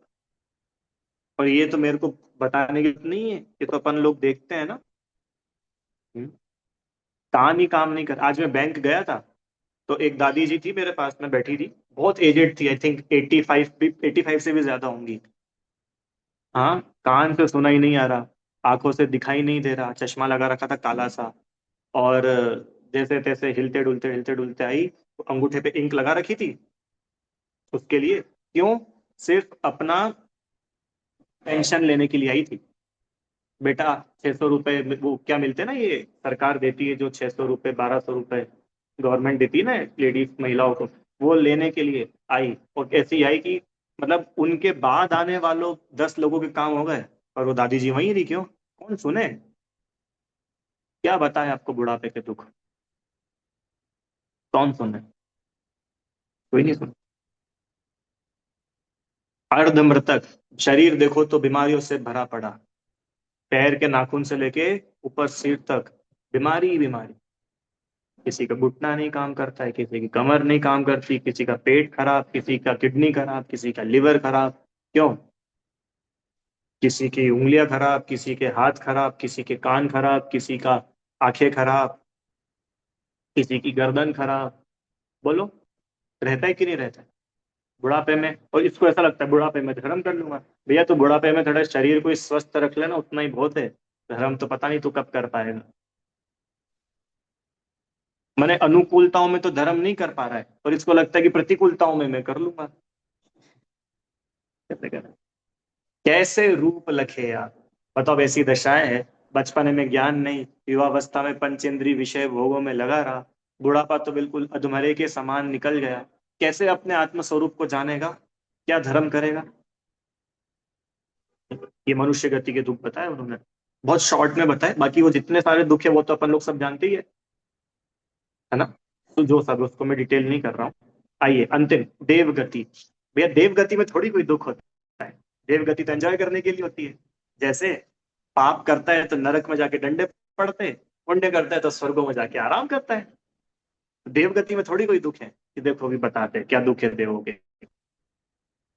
चार प्रकार के देव होते हैं: भवनवासी, व्यंतर, ज्योतिषी, वैमानिक। भवनवासी, व्यंतर और ज्योतिष, इन तीनों को कलेक्टिवली बोलते भवनत्रिक। क्या बोलते हैं? बोलो जल्दी। भवनत्रिक। भवनवासी, व्यंतर, ज्योतिष। कौन होते भवनवासी देव? जो भवनों में निवास करते हैं। ऊपर ऊपर नहीं, ऊर्ध्वलोक में नहीं है, वो यहाँ अधोलोक में उनके भवन होते हैं। उन भवनों में निवास करते हैं, वो भवनवासी कहलाते हैं। व्यंतर नाना प्रकार के देशों में निवास करते हैं, पेड़ पे रह जाएंगे, खंडहर खाली घर है उसमें रहते हैं। ऐसी जगहों पर जो निवास करते हैं उनको बोलते हैं व्यंतर देव। और ज्योतिषी, जो ज्योतिर्मय विमानों में निवास करते हैं, चंद्रमा, सूर्य, नक्षत्र, तारे, ये सब उनके विमान है, इनमें वो देव लोग रहते हैं। इनको बोलते हैं भवनवासी, व्यंतर, ज्योति। और जो ऊपर रहते हैं ना, ऊपर के स्वर्गों में, ऊर्ध्व लोक में, 1 से लेकर 16 स्वर्गों तक, बस 5 मिनट में पूरी करते हैं। एक से लेके 16 स्वर्ग और उसके ऊपर भी 9 देवता, 9 दैविक वगैरह, इन सबको बोलते हैं वैमानिक देव। ये विमानों में नहीं बोलते। तो कह रहे हैं जीव कभी अकाम निर्जरा करके भवन अत्रिक में भी सुरतन धरण धारण करता। अकाम निर्जरा क्या होती है? अकाम निर्जरा माने बिना इच्छा के दुख सहना। मतलब कि जहां पर पाप का तो बंध नहीं होता, पुण्य बंधता है। जबकि निर्जरा तो कौन से काम की है कि जहां ना पाप बंधे ना पुण्य बंधे, आश्रव हो ही नहीं, वो निर्जरा है काम की। पर अकाम निर्जरा में क्या होता है? पाप तो नहीं बनता, पुण्य बनता है। तो ऐसी अकाम निर्जरा के फल में ये जीव भवनवासी व्यंतर और ज्योतिष होता है। तो वहां जाके मजे आते होंगे कि क्या मजे। विषय चाह दावानल रहो, 5 इंद्री के विषयों की इच्छा रूपी अग्नि में जलता है। काय में जलता है? 5 इंद्री के विषयों की इच्छा रूपी अग्नि। क्योंकि अब पुण्य का उदय है ना, सब चीजें मिल गई, शरीर बिल्कुल बढ़िया मिला, भोगने की चीजें मिल गई। ये भी भोगू, ये भी भोगू, यहाँ भी चले जाऊं, ये वाली अप्सरा, ये वाली देवांगना, ये वाला वन, ये नंदन वन, ये तालाब, ये झरना, यहाँ भी जाऊंगा, वहां भी जाऊंगा, इसको भोगूंगा, उसको। ऐसे 5 इंद्री के विषयों की इच्छा उसमें जलता रहता है, चलता है, निरंतर दुखी हो। बाहर से तो लग रहा है सुखी है, अंदर ही अंदर महा दुखी है। क्यों महा दुखी है? उसको शांति कहाँ है?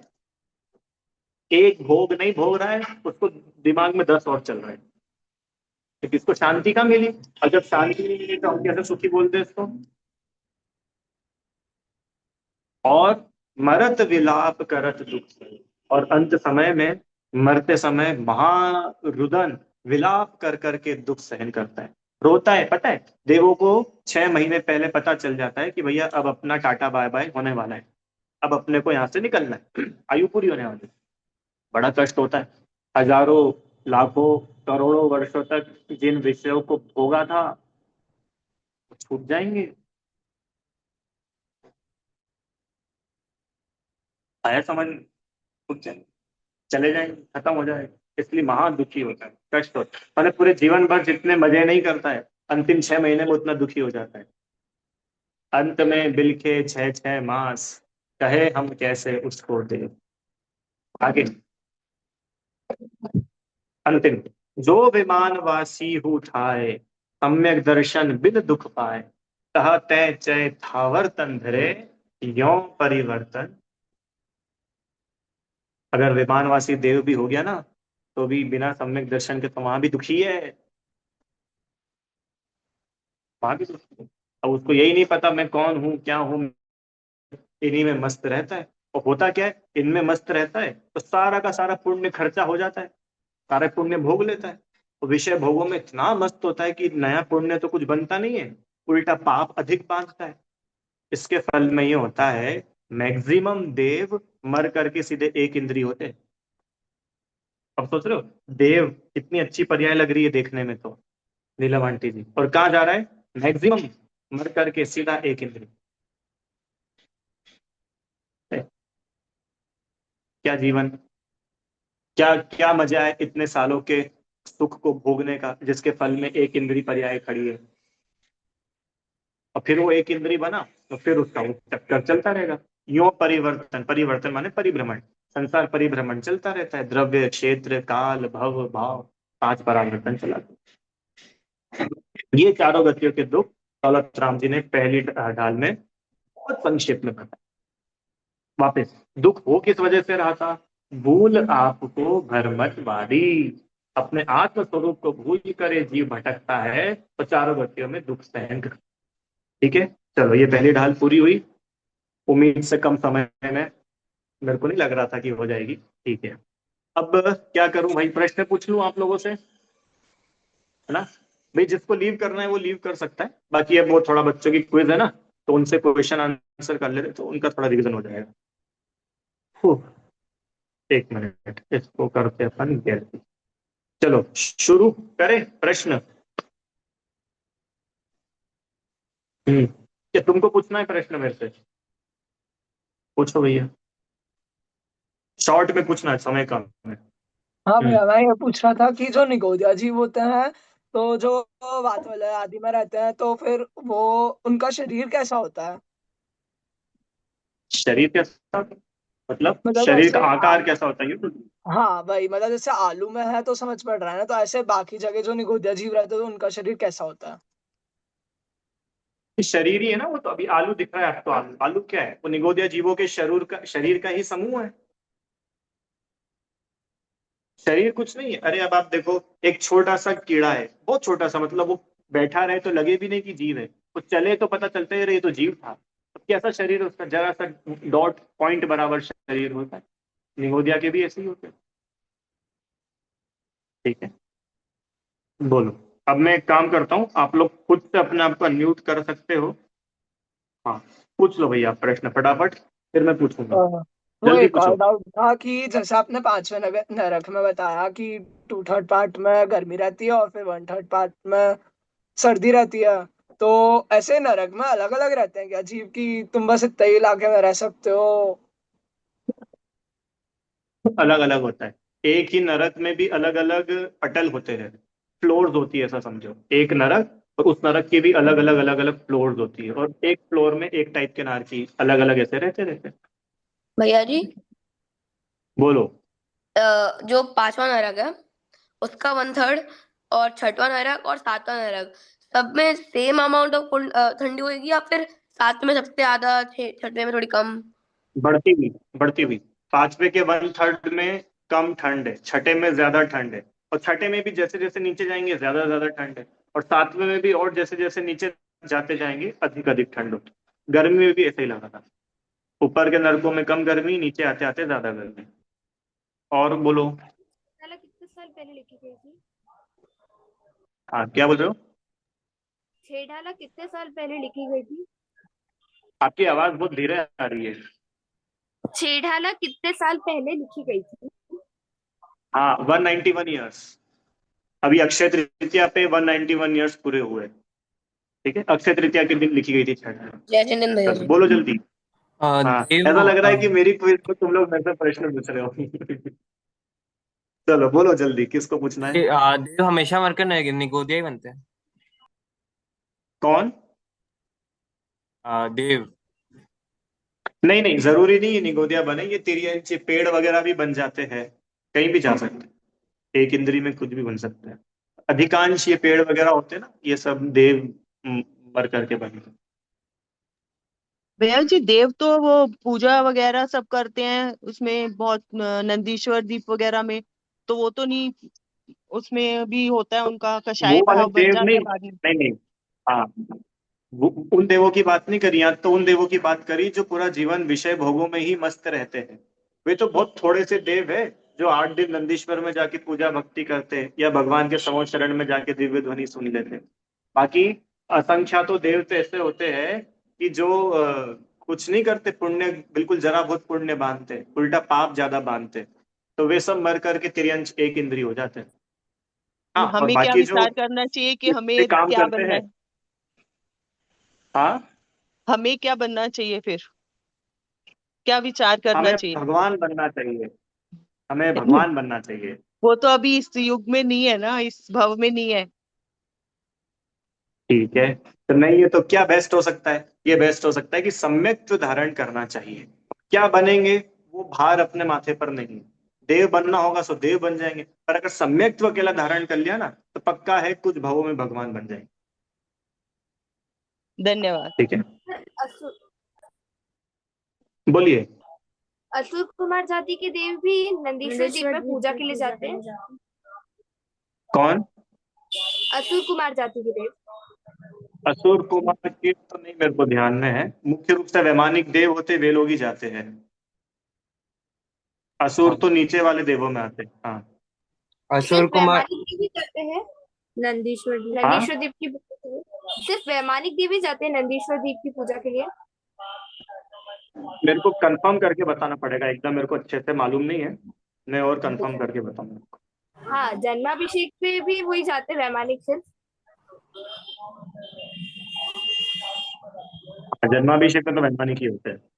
बाकी समोशरण में तो चारों ही प्रकार के देव जाते, भवनवासी, व्यंतर, ज्योतिष, समोशरण में तो सभी।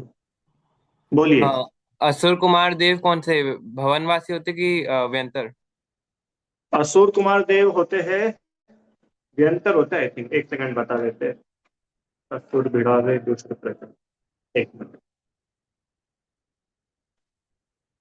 अम्बरीश जाति के देव नारकी असुर कुमार।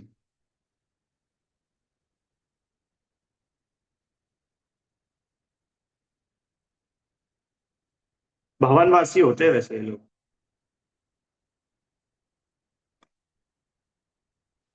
हाँ ये लिखा है भवनवासी। अम्बरीश जाति के देव होते हैं, भवनवासी देव होते हैं असुर कुमार। चलो ठीक है, मैं पूछ लूं भैया, आप जल्दी जल्दी बताना है ना। जिसको आता हो आप अनम्यूट करके बोल देना फटाफट, शांति से सुनना भैया बाकी सब लोग।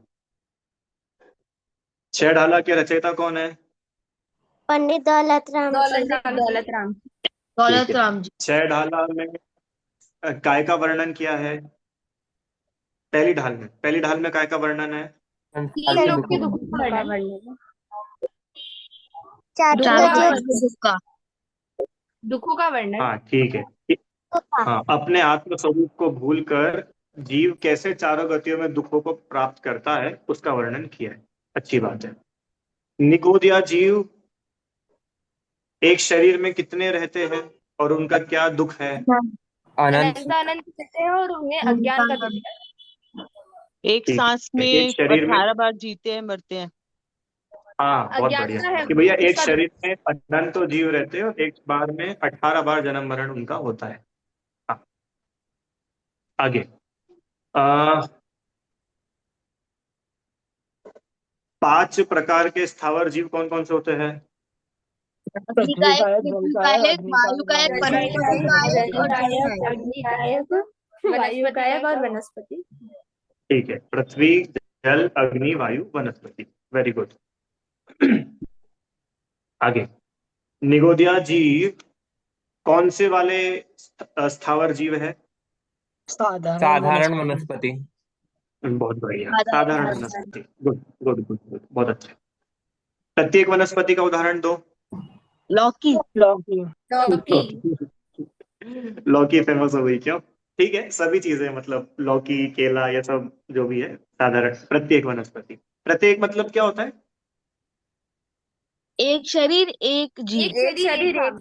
हाँ वेरी गुड। एक शरीर एक ही स्वामी है उसमें, और साधारण मतलब एक शरीर में अनंतो स्वामी है। चलिए आगे चले। त्रस पर्याय की प्राप्ति किसके समान दुर्लभ है? चिंतामणि रत्न। चिंतामणि रत्न। हाँ चिंतामणि रत्न, वेरी गुड। चिंतामणि रत्न की प्राप्ति के समान त्रस पर्याय की प्राप्ति दुर्लभ है। आगे। 3 इंद्रिय जीव के कोई 2 उदाहरण बताओ। चींटी और मकोड़ा। चींटी बिच्छू।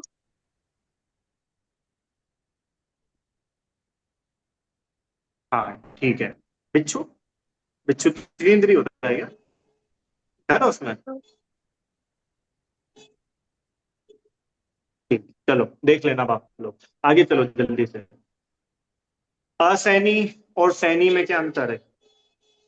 बन रहे जीवों को असैनी बोलते हैं, मन रहित जीवों को सैनी बोलते हैं। कुछ भी समझ नहीं आ रहा है भैया, कुछ भी समझ नहीं आ रहा। मन रहित असैनी और मन सहित सैनी।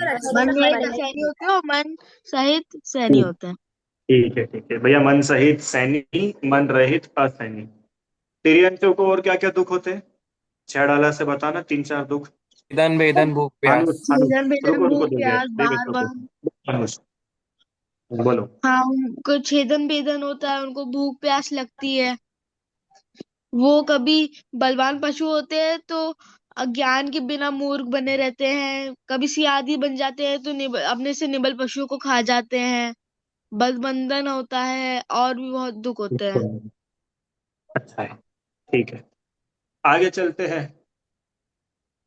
अच्छा, ये तिर्यंच किन परिणामों की वजह से नरक में जाते हैं? अति संश्लेषित परिणामों की वजह से। भाव से मरियो। हाँ, अति संक्लेश परिणाम भाव से है ना। मर संक्लेश मतलब दुखी, बहुत दुखी होकर के कष्ट सह के पीड़ा से मरते हैं ना, तो उस पल में नरक चले जाते हैं। कैसी है नरक की भूमि? ऐसा लगता है एक जैसे साथ हजारों 1000 बिच्छू बिच्छू ने एक साथ डंक काट मारे लिया है। हैं ऐसी। स्पर्श करने से हाँ ही ठीक 1000 ठीक। बिच्छुओं को एक साथ काटने जैसा। हाँ कि हजारों बिच्छू एक साथ डंक मारे, उससे भी अधिक दुख वहां की भूमि के स्पर्श मात्र से होता है। आगे चलो। नरक में जो वृक्ष है उसका नाम और कैसा है ये बताओ जरा। सेमर वृक्ष। सेमर वृक्ष है और वो उसकी पत्तियां तलवार की धार जितनी नुकीली होती है। ठीक है, सेमर वृक्ष है और उसकी पत्तियां तलवार की धार के समान नुकीली होती है, जो नारकी के शरीर को भिन्न टुकड़े टुकड़े कर देती है। देह विदारे, देह को बड़ा कष्ट पहुंचाती है। कैसी भूख प्यास होती है भैया नरक में? ऐसी थी कि समुद्र जल पी जाए और भूख इतनी कि 3 लोग का तीन लोग अनाज। का अनाज खा जाए। और मिलता कितना है? एक एक बूंद भी अनाज और प्यास पानी नहीं मिलता। एक बूंद अनाज और एक कण पानी। अरे एक कण अनाज, एक कण एक कण अनाज अनाज और एक बूंद पानी और नहीं एक बूंद मिलता। पानी। सही बात। चले आगे। हम्म। मनुष्य के गर्भ अवस्था में क्या दुख होते हैं? अंग बहुत सचो कम जगह होने की वजह से अपने अंग जो अंग होते हैं वो संकुचित कायिक संकुचित त्रास, होकर रहना बच्चों पड़ता को है। वो सिकुड़ रुको के रहना रुको मानो, पड़ता है। रुको रुको, बोलो आराम से। बहुत कम जगह होने की वजह से बहुत सिकुड़ के रहना पड़ता है और अपन अपने आप को हिला डुला भी नहीं पाते हैं, और अगर माता कोई तीखी चीज खाए तो वो हमको बहुत ज्यादा कष्ट देती है और निकलते समय भी बहुत ज्यादा दुख हो सकते हैं। हो सकता नहीं, होता ही है, होता है। चलो आगे। बालपने, युवापने और वृद्धावस्था के बारे में क्या बतलाया? बालपने में ज्ञान नहीं होता है, बालपन में ज्ञान एक युवावस्था एक में करना, एक एक, बस करुणीय। बस बस। रुको प्रियांशी, युवावस्था का बताओ। युवावस्था में वो युवती में रहता है। युवती में रत रहता है, माने 5 इंद्रिय के विषयों में ही लगा रहता है। बढ़िया। आराध्या, वृद्धावस्था के दुख बताओ। अधमरे के समान होता है, उसमें वो उस वक्त हाँ धर्म नहीं करता। हाँ, बढ़िया कि भैया तीनों अवस्था में जीव इतना दुखी होता है कि कैसे अपने आत्म स्वरूप को जाने पहचाने, यही दुख है। तो फिर देवों को तो कोई दुख नहीं होता होगा? देवों के भी होता अपने अपने दुख है। क्या दुख होता है भवनवासी, व्यंतर और ज्योतिष को? तीनों का एक साथ बताया था ना, भवन अत्रिक। हाँ, बोलो देवियन। तो उनकी माला होती है वो मुरझा जाती है, तो उनको 6 महीने पहले तो उनको इसका बहुत ज्यादा दुख होता है कि उनकी मृत्यु करीब आ गई है। ये तो विषय मृत्यु चाह का करीब आ गई तो दावानल दुख रहता क्यों है। होगा? हाँ विषय चाह का दावानल में कि अग्नि में हाँ हाँ, वो 5 इंद्रिय के, जलते रहते हैं।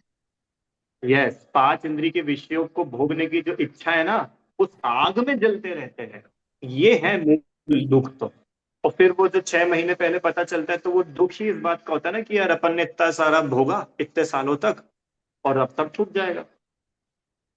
नरक देवों का भी सेम है। मिनिमम आयु 10,000 ईयर्स, मैक्सिमम 33 सागर। ठीक है, चलो। तो विमानवासी देव तो दुखी होते होंगे। वैमानिक देव हाँ, के बिना। सम्यक सम्यक दर्शन दर्शन के के बिना। बिना क्या सम्यक दर्शन के बिना क्या होता है? वो दुख दुखी पाते हैं। मरकर एक इंद्रिय हाँ, कि बनता है। सम्यक दर्शन के बिना वो भी दुखी ही रहते हैं, भले ही अधिक पुण्यशाली हो तो भी अगर सम्यक में नहीं है तो दुखी ही है। इस प्रकार से ये जीव अपने जन्म मरण पूरे करके संसार में ही रूलता रहता है, दुखी। ठीक है, ये पहली ढाल का रिवीजन अपन ने आज किया। कल अपन दूसरी ढाल का रिवीजन कर। जिनवाणी, हे जिनवाणी भारती तो ही जपू दिन रैन, जो तेरी शरणागहे सो पावे सुख चैन। जावाणी के ज्ञान से मुझे लोका लो, तो वाणी मस्तक रमो सदा दे तुम दो।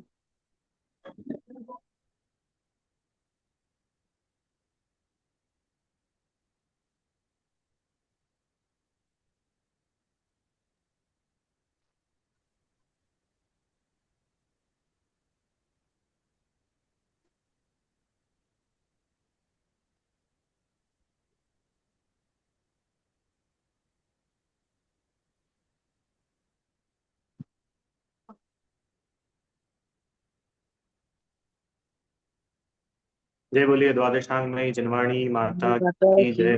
महान जैन धर्म की जय। जिनवाणी। जय जिनेन्द्रिया जी।